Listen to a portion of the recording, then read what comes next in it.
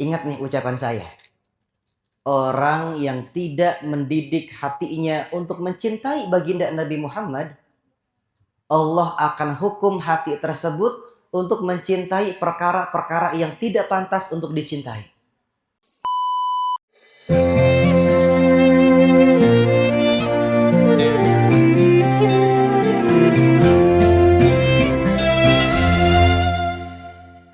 Imam Malik mengatakan, sesuatu yang dapat merubah dan mengobati umat di zaman ini adalah sesuatu yang pernah menyembuhkan masalah pada umat terdahulu.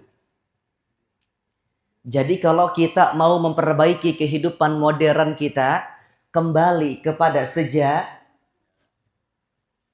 sejarah yang paling awal, sejarah yang paling pertama, di mana manusia yang pertama kali dizahirkan oleh Allah, Nabi Adam. Dulu tinggalnya sebelum di bumi di mana? Di sorga. Nabi Adam hidup, mau makan apa aja ada, mau minum apa aja ada. Cuman satu yang kurang, bini. Emang laki-laki kalau hidup duit banyak, fasilitas mewah, tapi kalau jomblo kagak enak. Makanya kita doain yang jomblo mudah-mudahan biar cepat dapat jodoh. Amin ya robbal. Nih Allah tahu nih gelagatnya Nabi Adam. Wah, Adam ada yang kurang nih. Diciptakanlah satu wanita yang begitu cantik, yang begitu rupawan, namanya Siti Hawa. Ya. Hawa sama Hawa beda. Hawa nafsu itu bukan dari nama Hawa. Ya, ibunda kita Hawa pakai hak kecil. Ya, ibunda kita Hawa cantik luar biasa. Yang namanya laki-laki lama nggak ngelihat perempuan nih. Sekalinya ngelihat perempuan cakep banget, gaspol. Udah mau disentuh, kata Allah, ya Adam, jangan dulu engkau pegang sebelum engkau bayarkan maharnya. Jadi aturannya, bayar mahar dulu baru pegang, apa pegang dulu baru bayar mahar? Lu ketawa sih. Aturannya gimana nih? Bayar mahar dulu, baru boleh fakta di lapangan.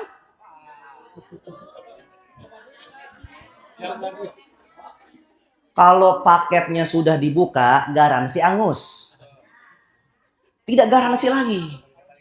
Nggak bisa balik lagi. Adam nanya sama Allah. Ya Allah, dengan apa saya bayarkan maharnya? Antusalliya ala Muhammadin sallallahu marrah. Engkau bersolawat kepada baginda Nabi Muhammad sebanyak 3 kali. Dalam riwayat yang lain, Nabi Adam disuruh sama Allah buat bayar mahar pakai solawat 11 kali. Jadi hukumnya boleh. Kalau ada satu pernikahan, maharnya ini berupa bacaan surah, bacaan solawat, bacaan hadis itu diperbolehkan. Cuman pertanyaannya perempuan mana yang mau? Zaman sekarang kagak ada. Kalau kagak emas 12 kilo, lah kata tabung gas yang biru. Pokoknya bang, kalau kagak emas 2 kilo nih kagak mau saya. Nah ini pernikahan yang pertama kali terjadi. Itu maharnya dengan membacakan salawat kepada baginda Nabi kita, Nabi Muhammad Sallallahu Alaihi Wasallam. Menikahlah Adam dan juga Hawa. Hidup enak gak di surga? Enak. Cuman gara-gara kepo, penasaran sama buah khuldi kan. Akhirnya singkat cerita, Nabi Adam sama Hawa dihukum sama Allah. Diasingkan ke satu tempat yang namanya dunia. Yang paling menyakitkan bagi Adam itu dipisahkan nama istrinya. Kita laki-laki sepakat. Nih saya ngomong serius nih. Nyawa terakhir laki-laki, harga diri terakhir laki-laki, kehormatan terakhir bagi laki-laki ada pada istrinya. Lu tepuk tangan ngapa ya? Kalau sekarang mah saya belain aja nggak apa-apa. Kalau kemarin-kemarin kan yang ngono saya belain. Karena mah yang ini kasihan, banyakan dia soalnya. Kalau kita tos-tosan kalah juga. Laki-laki kalau memang dia betul bertanggung jawab, laki-laki nggak ada yang memperdulikan dirinya. Selama istrinya di rumah full senyum, senang, laki-laki senang. Jadi senangnya laki-laki cukup melihat istrinya senang. Tuh, Nah, Nabi Adam ketika dipisahkan sama Hawa, gundah gulana. Belum lagi di dalam satu kitab dijelaskan, ketika Nabi Adam turun ke dunia, itu beliau ngeluh sama Jibril. Jibril, sudah 40 tahun di mari, belum madang, belum minum, lapar benar. 40 tahun Nabi kita, Nabi Adam, tidak makan, tidak minum di dunia ini. Akhirnya, Jibril mengajarkan Nabi Adam untuk apa? Belajar nanam. Lihat nih, kehidupan pertama buat survive, taklim, belajar. Jadi agama sekali lagi saya bilang bukan cuma sekedar gimana caranya sholat, gimana caranya puasa. Enggak, agama lebih dari sekedar itu. Sampai tempat kerja kita, kalau kita mau tahu, kalau kita mau nurut dalam aturan agama, bukan sekedar prestasi, tapi kita punya loyalitas dan juga akhlakul karim. Orang kalau tidak melibatkan agama berprestasi mungkin, tapi kadang-kadang maaf temannya di kencang amat romanya. Suara hati ya. Kadang-kadang, kita punya prestasi, teman kita salah dikit langsung kita sikut. Teman kita ada kekurangan dikit disikut. Enggak, Jibril, lihat Jibril. Nabi Adam diajarin. Dam, nih begini caranya nih nandur. Tahu nandur, nanam padi, nanam mundur. Kan orang kalau nanam padi mundur tuh. Kalau orang Solo bilangnya nandur. Nanam mundur diajarin. Sampai akhirnya Jibril ngambil 2 kerbau di sorga. Yang satu warnanya merah, yang satu warnanya hitam. Jibril nggak bawain daging kerbau berupa rendang. Tapi diberikan yang masih hidup supaya apa? Nabi Adam berproses. Supaya apa? Ngerasain capek. Ini dunia emang tempatnya capek. Kakek moyang kita Nabi Adam ngerasain kerja capek. Beliau namanya membajak sawah, itu kebo dibagel, dipukul. Yang satu kagak mau jalan, dikemplang sama Nabi Adam, jebret. Akhirnya nih kebo ngomong, Adam, kenapa engkau pukul saya? Karena engkau membangkang kepada saya pukul engkau. Bersyukurlah engkau ketika engkau membangkang kepada Allah, Allah tidak mencambuk dirimu. Nabi Adam tersungkur, dipojokin sama seekor kerbau. Akhirnya beliau ngadu ke Allah. Ngadu ke siapa? Ke Allah apa ke status nih? Kalau kita mungkin ke status tuh, tapi Nabi Adam ke Allah. Ya Allah, ini kenapa setiap partikel yang ada di dunia aku mencela saya? Akhirnya Allah nggak tega dengan kesedihan Nabi Adam. Jibril disuruh ngusap-ngusap mulut binatang. Akhirnya semua binatang yang ada di muka bumi akhirnya nggak bisa ngomong. Makanya istri kalau tiba-tiba mulutnya diusap-usap sama suami, itu wajib curiga. Ya, yang diusap di mana-mana pipi, bukan mulut. Takutnya dia bacaan nih. Jangan diamalin nih, bahaya. Akhirnya semua binatang yang ada di muka bumi kagak bisa ngomong sampai sekarang. Ya, nggak bisa ngomong kepada manusia. Nabi Adam saking gundah gulananya, belum lagi masalah ekonomi, dihantui kelaparan, belum lagi masalah tempat asing, belum lagi bininya yang masih kepencar. Nabi Adam galau. Jadi orang salah itu bikin gelisah. Tidak ada kesenangan yang ada di alam dunia ini itu bisa menutupi kesalahan kita kecuali dengan bertaubat. Kita bikin salah sama Allah nih. Kita maksiat nih. Kita mau jalan-jalan kemana? Iya, hari itu senang. Tapi ada satu titik di hati kita yang tidak bisa diisi kecuali dengan bertaubat kepada Allah Subhanahu. Akhirnya Nabi Adam doa. Kata Ibnul Munzir di dalam kitab yang dikarang oleh Syekh Abdullah Ibn Shadiq Al-Ghumari, doanya Nabi Adam, Allahumma inni as'aluka bijahi Muhammadin abdika wa karamatihi alaika an taghfira li khati'ati. Ya Allah, aku meminta ampunan kepadamu dengan pangkat dan kedudukan baginda Nabi Muhammad sallallahu alaihi wasallam. Maka ampunilah segala kesalahan-kesalahanku ya Allah. Nabi Muhammadnya belum ada. Tapi ketika nikah maharnya pakai nama beliau.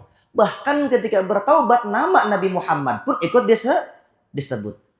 Allah nih saking cintanya sama kanjeng Nabi Muhammad, yang tadi ini Nabi Adam kagak ditengok jadi ditengok. Dan kamu siapa yang ngajarin ini kalimat? Bukan bagaimana ya Allah, ketika dulu saya nginep di sorga, saya ngelihat itu penyangga arsy ada satu tulisan. Apa tulisannya? La ilaha illallah Muhammadur. Ini dari cerita begini aja nih, kalau kita mau dalemin, ini masalah kita semua adanya di situ. Satu, sekarang kita penat masalah kerjaan. Iya betul. Kita penat masalah tuntutan duniawi, masalah kebutuhan hidup. Kakek moyang kita Nabi Adam udah ngerasain duluan. Maaf nih, kalau kita niatin kerja cuman buat dapat salary, capek. Kerjanya sebulan, gajiannya adil nggak tuh? Adil nggak tuh? Masa iya gajian tiap hari? Nggak bisa juga. Kadang-kadang maaf kita kerja sebulan, ya Allah gajian baru hari ini, 2 hari ke depan udah hilang tuh gajian. Numpang lewat. Kalau kita niatin cuma buat mendapatkan salary, capek. Capek badan, capek batin. Tapi niatin kita ini menuruti, mentaati perintahnya Allah Subhanahu. Yang namanya kerja capek. Tapi dalam proses yang capek, di situ ada ampunan. Ada dosa yang nggak bisa diampunin pakai sholat, nggak bisa. Ada dosa yang nggak bisa hilang pakai puasa, kagak. Dan dosa itu cuma bisa dihilangin dengan penatnya nyari duit. Maka kalau kita puyeng, nikmatin puyeng tersebut. Kenapa? Karena dalam puyengnya kita di situ ada ampunan dari Allah Subhanahu. Udah senyum yang lebar, senyum. Kalau kita ada masalah nih, cengar, senyum. Senyum aja udah, bawa enak. Kalau kita bawa enak, hidup jadi ringan. Kalau kita pandang ampunan Allah, masalah yang berat jadi ringan. Ini kan umpamanya saya megang mic nih. Ini sering saya sampein nih. Taruh dah nih mic 50 gram ya. Ini kan saya megang, ya kalau sejam ya kayaknya berasa juga gitu. Kalau saya disuruh megang 50 gram seharian, pegel nggak? Pegel. Maka kalau acara ini selesai, ya sudah. Mic-nya jangan dipegangin mulu, tak? Masalah, kalau udah berusaha diselesaikan, lepasin. Jangan punya negative thinking kepada Allah. Dulu wali kita yang terkenal jenaka namanya Abu Nuwas. Bukan Abu Nawas, sebetulnya Abu Nuwas. Lebih tepatnya Abu Nuwas. Abu Nuwas didatangin pemuda. Sudah menikah, anaknya 8. Ente mau ngeluh kalah sama dia. Kita anak berapa paling banyak? 3, 4. Ini orang ngontrak, kontrakannya kecil, anaknya 8. Ngeluh kepada Abu Nuwas, seorang wali besar. Wahai Abu Nuwas, anak saya 8 di rumah saya kecil. Gimana caranya saya memperluas rumah saya? Oh gampang, kata Abu Nuwas. Beliin onta, bebek, ayam, taruh di rumah tuh ya. Karena nih murid cintanya mau guru kuat, nggak pakai nanya, diturutin. Murid kalau bener begitu, kagak banyak komplain. Dibeli tuh onta, dibeli tuh ayam, dibeli tuh bebek, dimasukin semua ke dalam kontrakan yang kecil. 2 minggu berselang, alhamdulillah ya kata orang ini. Abu Nuwas, alhamdulillah. Gimana kondisi sekarang? Tambah parah. Oh tambah parah ya, tambah sempit ya, tambah nyesek ya. Ya udah, sekarang ayamnya jual, bebeknya jual, ontanya jual. Siap guru. Pertama ayamnya dijual. Kemudian habis ayamnya dijual, ontaknya dijual. Habis ontaknya dijual, bebeknya dijual. Gimana sekarang rasanya? Lega. Jadi yang bikin kita sulit bersyukur bukan ukuran sempit atau luas. Kadang-kadang kita lupa mengukur kita ini, banyak banget orang-orang di luar sana yang kondisinya ada di bawah kita. Jangan sampai dengan hal-hal demikian kita gagal mensyukuri perkara-perkara yang kita punya sekarang. Ya kan begitu. La in syakartum la azidan. Kalau kita mau dapat yang lebih, apa yang kita punya sekarang harus kita syukuri. Akhirnya nih orang mikir, iya, kenapa saya ini buat bersyukur susah? Ternyata nih setelah kambing saya jual, ontak saya jual, ayam saya jual, rumah saya berasa lega. Nah kadang-kadang masalah tuh datang buat negor kita supaya kita gampang untuk bersyukur. Jadi kalau orang hidupnya nggak dipakai buat taklim, kayak Nabi Adam sama Jibril, dia tidak akan mendapatkan kehidupan sejati meskipun di era modern. Yang kedua, yang namanya kita hidup, cacian selalu ada. Hinaan selalu ada. Nabi Adam saja dihina oleh seekor kerbau. Apalagi kita yang bukan nabi, bukan orang soleh, banyak dosanya. Sebaik apapun kita, hinaan, cacian dari manusia itu selalu ada. Dan yang paling besar, maaf itu datang dari pasangan sendiri. Kenapa demikian? Karena memang itu alat yang dijadikan dan disiapkan oleh Allah untuk apa? Menghancurkan ego laki-laki. Tenang, saya belain pokoknya hari ini. Ya, saya belain pokoknya hari ini. Jadi, laki-laki yang mendapatkan perempuan atau istri yang sering menyakiti hatinya, nikmatin. Kenapa? Itu adalah alat yang dijadikan Allah untuk mensterilkan ego yang ada di dalam hati laki-laki. Sering saya bilang nih, kadang-kadang masalah di dalam rumah itu terjadi karena jabatan di luar rumah dibawa ke dalam. Assalamualaikum, supervisor pulang. Supervisor. Ini mohon maaf nih, jangankan ente yang supervisor, saya ustadz aja nggak begitu. Saya pulang nih, pakai gamis sorban begini. Kagak pernah seumur-umur istri saya, Masya Allah Pak Kiai, salim dulu sungkem. Kagak ada.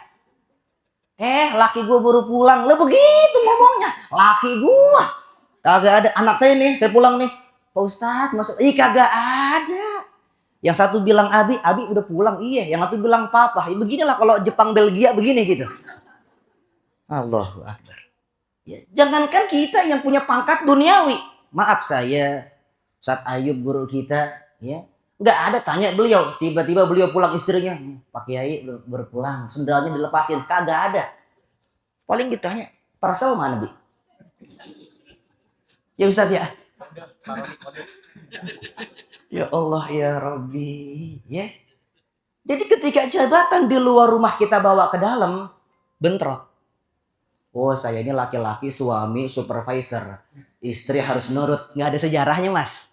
Di rumah bosnya dia. Nggak bisa. Bosnya dia. Kita mau ngatur-ngatur. Dalam masalah merangkai kata dan juga mental. Sejarawan terbaik ini. Sejarawan. Ente bikin salah hari ini. 20 tahun kemudian. Dia bisa menceritakan secara detail dan juga lengkap. Tepuk tangan buat perempuan. Memang sejarawan. Memang alat yang dijadikan Allah untuk menghancurkan ego laki-laki. Maaf nih, kadang-kadang kita sebagai laki-laki kita pengen super power. Maaf nih, kadang-kadang kita pengen lebih unggul dari laki-laki yang lain. Dan kadang-kadang kita melupakan jasa Allah yang telah memberikan keberhasilan kepada kita. Maka untuk tetap menjadikan diri kita tawadu, diciptakanlah satu manusia yang namanya wanita. Jangankan kita dulu, Imam Rafi'i, pendiri Thariqah Rifa'iyah, ini muridnya Syekh Abdul Qadir Al-Jilani. Pangkatnya Qutbul Ghaus, bukan supervisor lagi. Jadi kalau Qutbul Ghaus ini pemimpinnya para wali di zamannya. Saking tinggi pangkatnya, ada muridnya yang dikasyafkan oleh Allah, ngimpi. Ngelihat sorga, ada istana yang dihadiahkan Allah untuk beliau, gurunya Imam Rifa'i. Muridnya seneng, pagi-pagi pengen berangkat ke rumah gurunya. Pokoknya saya senang banget. Saya pengen sampein ini ke guru saya. Semalam saya ngimpi ngelihat sorga, ada istana gede banget. Nyampe rumahnya Imam Rifa'i, apa yang terjadi? Imam Rifa'i lagi dipukulin bininya pakai codet. Bukan domelin doang nih. Dipukulin bener pakai codet. Muridnya nggak tega. Wahai istri guruku, kalau engkau mau pukul diriku, jangan pukul guruku. Apa kata Imam Rifa'i? Sabar. Surga yang semalam engkau lihat, itu aku dapatkan karena kesabaranku menghadapkan makhluk yang namanya wani. Sekarang saya belain yang ini. Saya belain yang ini. Ya. Imam Rifai dapat pangkat yang begitu tinggi bukan gara-gara muter tasbih semalaman. Bukan gara-gara sembahyang jungkir balik sampai subuh, tidak. Tapi karena kesabarannya menghadapi manusia yang bernama paling abis ini saya di blacklist nih sama ini nih paling. Jadi saya bilang suami-suami yang mendapatkan omelan dari para istri berbahagialah. Kok pada berat amat kayaknya. Berbahagia. Mati dan nih gue kata Ustaz, mati dan nih gue. Makanya ada kitab ya, itu ngasih fasal judulnya begini. Mihnatun Nisa Madrasatul Aulia. Domelin bini itu ujiannya para wali. Jadi ente-ente yang sering domelin bini ya, insya Allah tuh ente calon wali. Calon walinya Allah Subhanahu wa ta'ala. Udah kalau bini ngomel kita nikmatin udah. Jangan sesekali bini ngeluarin kalimat, ente balas ngeluarin kalimat. Ya. Masalah kata-kata dia jagonya. Satu kalimat yang keluar di belakang bergerombol udah siap nih. Laki gue pulang nih, gue siapin kata-kata. Gue ucapin begini, dia balas, gue kasih yang ini. Gue balas pakai yang ini. Kagak ada sejarahnya laki-laki menang debat sama perempuan. Udah selesai. Istri kita nih ngomel nih. Iya, maaf. Saya perbaiki ke depan. Ini kadang laki-laki gengsi nih ngucap begini nih. Iya, maafin saya perbaiki ke depan. Saya tanya, istri kalau digituin diem apa enggak? Kenyataannya berbenturan nih. Yang bener yang mana nih? Kadang-kadang istri begitu kalau udah mangkal banget nih. Satu kalimat itu bisa 5 kali pengulangan. Ya, satu kalimat bisa 5 kali pengulangan. Tapi kita nikmatin itu. Kenapa? Karena kadang-kadang mohon maaf. Ketika kita dapat masalah yang bikin kita menderita karena kita buta untuk melihat hikmahnya. Ini saya serius nih. Yang bikin kita menderita dalam menjalankan segala problematika kehidupan bukan masalahnya, tapi karena kita buta ngelihat hikmah. Ente pesan skincare nih yang mahal banget. Ente nggak bisa buka kardusnya, girang apa kagak? Kagak. Tapi kalau ente bisa buka kardusnya, ente bisa lihat skincare yang ente pesan sesuai, senang. Begitupun masalah. Kita ini beragama disuruh buat begitu. Sekali lagi saya bilang agama bukan sekedar kita sholat. Bukan sekedar kita puasa. Tapi setiap masalah yang kita hadepin, oh hikmahnya di sini. Pandang aja hikmahnya. Lah emang ente kalau beli skincare yang disimpan kardusnya. Skincare-nya buang aja ya, yang dipakai kardusnya. Ya kan begini orang. Jadi kalau kita punya masalah, lupain problemnya, lihat hikmah. Hikmah yang paling gede dari masalah tadi itu iya.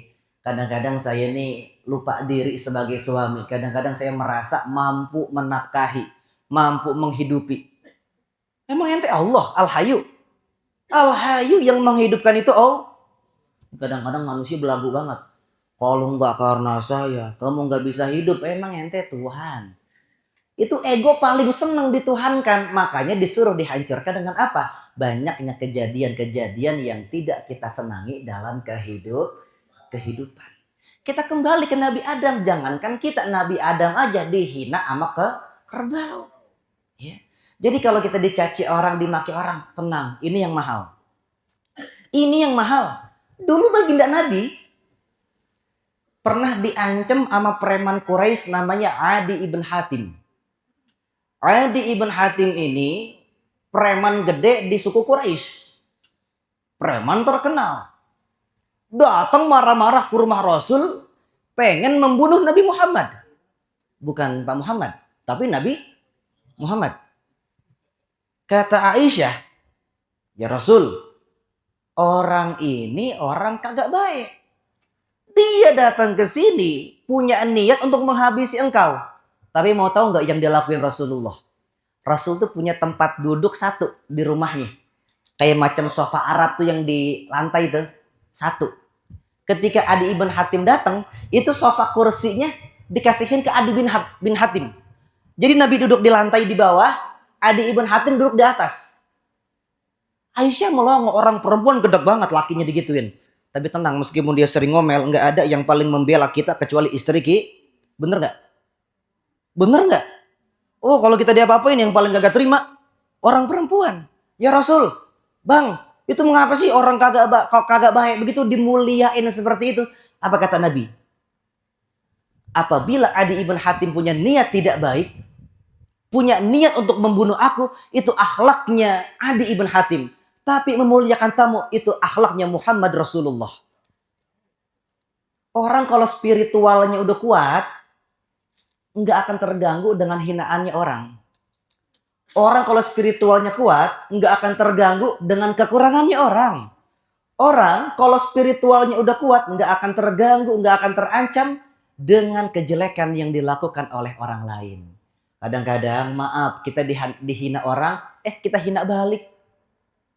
Itu karena kita nggak tahu hikmahnya. Kita dicaci orang, dicaci balik. Tidak ada satupun ulama-ulama kita yang membalas cacian dengan cacian.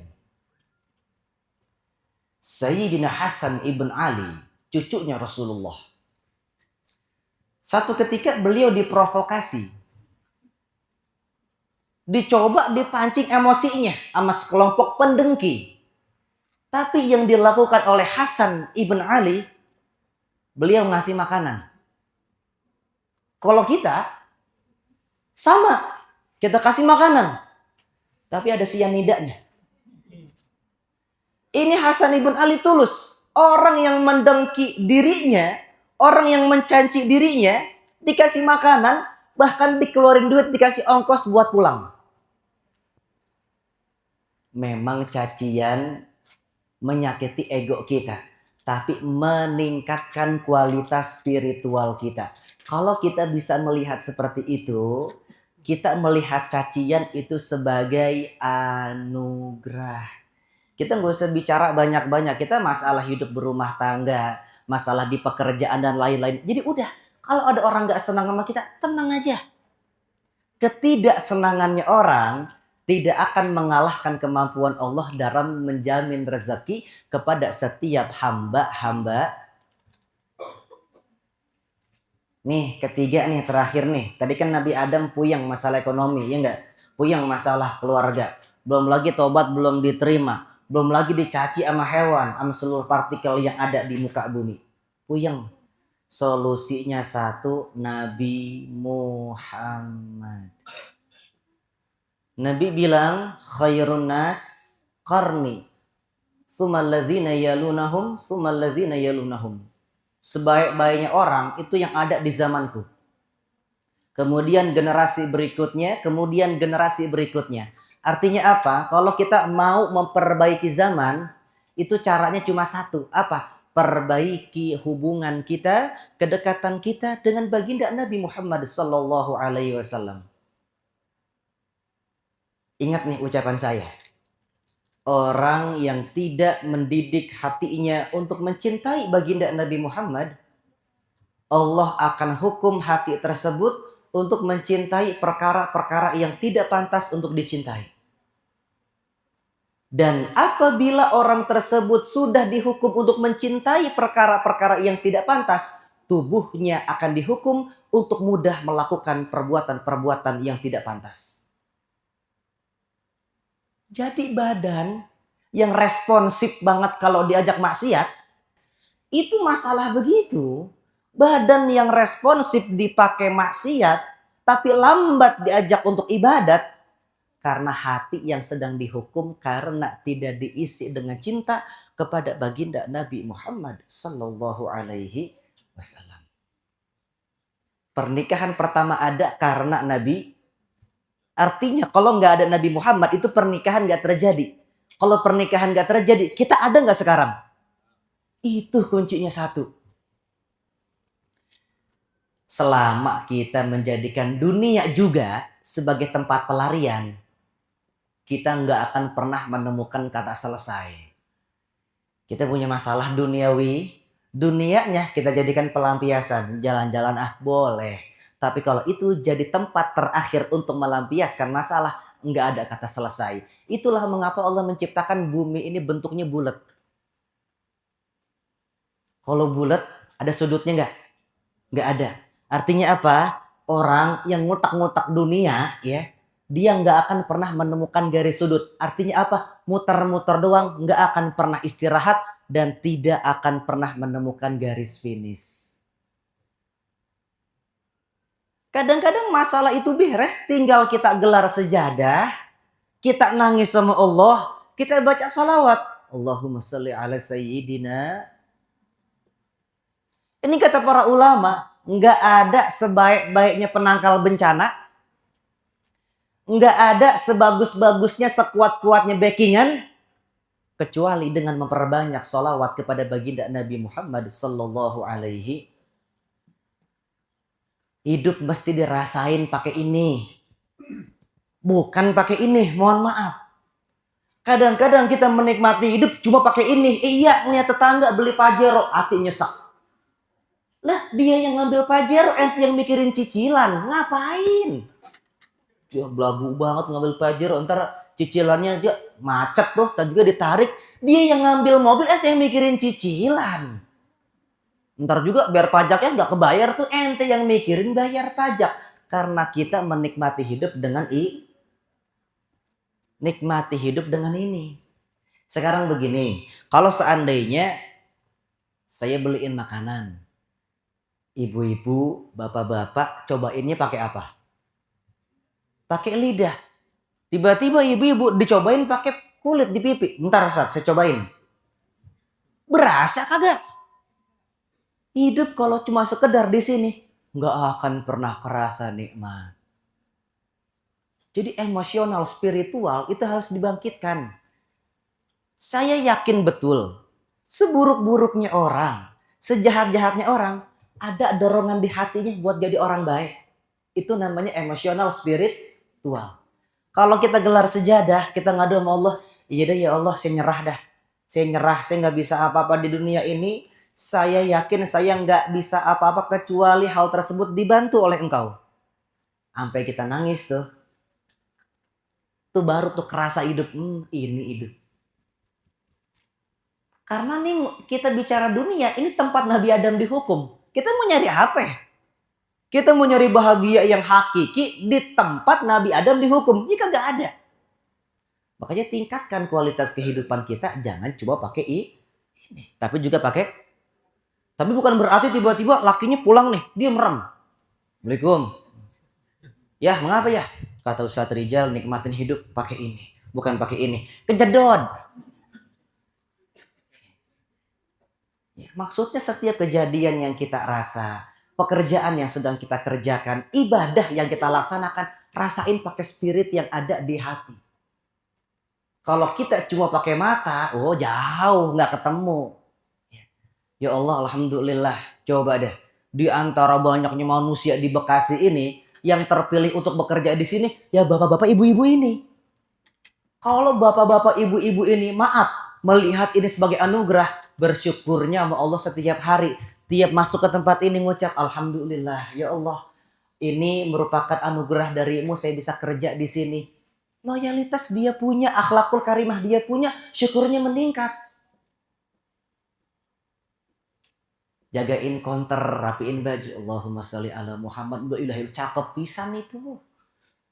Apalagi sekarang, cakep banget pada pakai jilbab. Nggak kayak kemarin tuh begitu. Cakep banget sekarang mah. Nggak ada pemberian terbaik kita untuk guru kita, untuk suami kita, kecuali apa? Kita berubah jadi yang lebih baik. Kesian sama guru-guru kita, Ustadz Ayub, kesian. Apalagi saya dengar katanya ada gurunya dari jauh, dari Parung kemari. Mana naik motor siang-siang, pulangnya ngebut lagi, kesian itu. Siapa ya? Oh, iya begitu.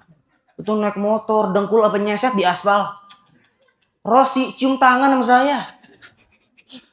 Allahumma sholli ala Muhammad. Ya. Jadi kalau acara ini bisa merubah cara kita memandang kehidupan, kita jadi pribadi yang punya power spiritual yang kuat. Orang mau buruk mau kagak terserah. Yang penting kita jangan berbuat orang mau curang mau kagak terserah. Yang penting kita jangan curang di tempat kerja. Orang mau emosian mau kagak silahkan. Yang penting kita jadi orang yang kalem, jadi orang yang itu namanya orang yang memetik hikmah di acara maulid. Kita bukan lagi ribut maulid kagak maulid. Ente bulan maulid punya cinta ke Nabi Muhammad itu. Nabi Muhammad datang ke rumah ente itu. Kalau Nabi Muhammad kita bawa ke rumah kita, berumah tangga begini rasanya. Ini maaf nih ya, ini saya cerita dikit nih. Saya ngomong serius gini. Saya ngomong ke istri saya begini. Nyawa terakhir laki-laki, harga diri terakhir laki-laki, kehormatan terakhir laki-laki itu ada pada istrinya. Nangis istri saya. Kenapa? Belum dibagi duit emang.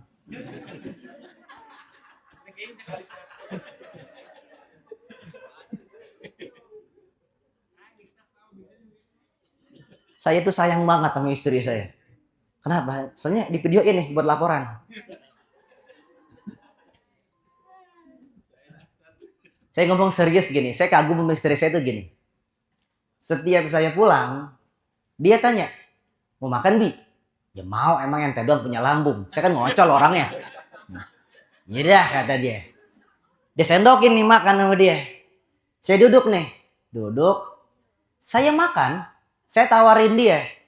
Karena emang kebiasaan saya makan sepiring berdua. Makanya beda. Badan saya sama Ustaz Ayub beda. Saya bilang beda nih. Badan saya beda. Karena saya makan sepiring berdua. Kalau beliau senampan berdua. Sering acara nasi kebuli maksudnya. Nah cuman nih istri saya. Kalau dia kagak makan. Dia tidak berpindah tempat duduk. Dia temenin saya. Padahal saya gak pernah nyuruh. Itu yang saya lihat. Itu istri solehah tuh begitu. Kalau laki gitu pulang nih, apalagi kita ngelihat dia bengong depan teras, sedang tidak baik-baik saja.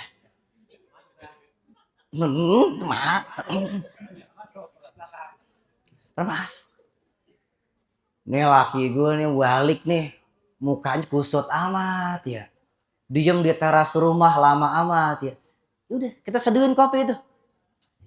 Kita pijitin pundaknya. Wah, yang tadinya masalah banyak, habis tuh masalah. Kita ingat orang yang kita cinta, itu bisa ngilangin semua masalah. Coba dah, ibu-ibu kesal banget sama suami. Suami pulang telat, bohong, kemudian banyak masalah. Tiba-tiba berbenturan tanggal 1, tanggal gajian. Langsung disikat apa ditunda?